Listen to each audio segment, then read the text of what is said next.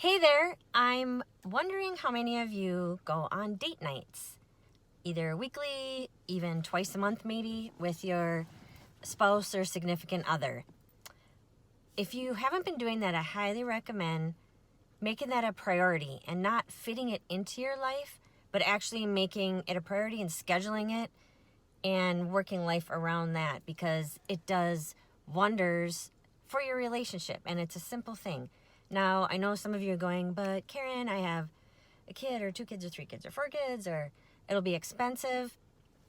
I have a kid, granted I only have one, but you can find a way to make it work. I know you can, because we can find money for much less important things, and it does not have to be expensive stuff. Reid and I have been doing this every week since Peyton was a baby. Sure, before you have kids, it's easy. You go to movies and dinner and parties and whatever, and you make your own schedule. That's simple. But once you have kids, although some people don't even do that before they have kids or when they don't have kids, if you do have a kid, you can still make it happen, and it's so important. Otherwise, you start to drift apart. And even if you're in a good relationship and you love each other and a lot of things are great, if you don't have that non-kid time to just connect and have fun and spend time together, you can drift apart a little without wanting to or intending to. So a little side note, though, is when you go out on dates, you can fall into the trap of using that time. Okay, we have some non-kid time. Let's talk about the kids and money, and the car needs to be fixed. And try not to do that. At times it'll happen, because sometimes that, especially when they're little, that might be literally the only time you can have a conversation where you're not falling asleep or you're with the kids. But for the most part, try not to do that. We often catch a movie.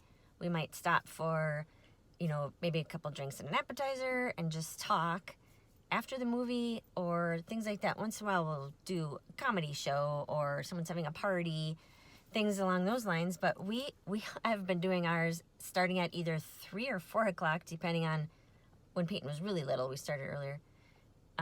My sister and brother-in-law hang out with her, and so the weekly date night, they look forward to and love just as much as Reid and I do, especially my daughter does. So nowadays that she's in school, we start at 4 o'clock Friday or Saturday, depending on the week, and we end it around like 8 or 9. And we joke about we're on a senior citizen date, but you know what? If you go to a movie at that time of day, it's less expensive and there's nobody there. Most of the time when we go to a movie, we're the only people in the theater, which is really awesome. And it's like $5, depending on where you live. This is going to vary, of course. But yeah, it's your own little privately rented theater. Dinner, you can catch, happy hour specials if you go earlier. So think along those lines and be creative. And then what we do is, if we have a special thing planned, we plan it ahead. Then we do a later date night. We start a little later and end a little later. But the reason we do that and why that's worked for us is our daughter typically won't go to sleep until we get home. And we need to retrain her now that she's 7, get her out of that mode, so we can actually stay out like grown-ups till, something crazy like 11 or 12. But it works for us. We get home 8 or 9. We read to her and put her to bed, which I love that time of day. And then we still have the rest of the evening together. Watch a movie or something, whatever. So I just wanted to pop in here and recommend that you talk to your significant other about it and make a plan. And the big part is schedule it. If you do that one thing and just schedule it, even if you get to the date night and it's time to start and you start driving, you're like, okay, where are we going? We've done that many times.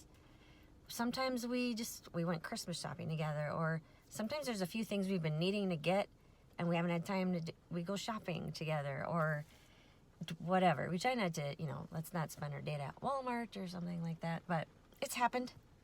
The point is we're spending time together, but we try to do more fun things than that. Have a picnic. That's, close to free. You have the food at home already. Just go to a beautiful area and just sit outside and spend time together. So anyway, I think I've made my point. Try it out and see what you think. See if it helps you feel closer and is a fun thing to look forward to each week as well. Take care, and I hope you have a great day.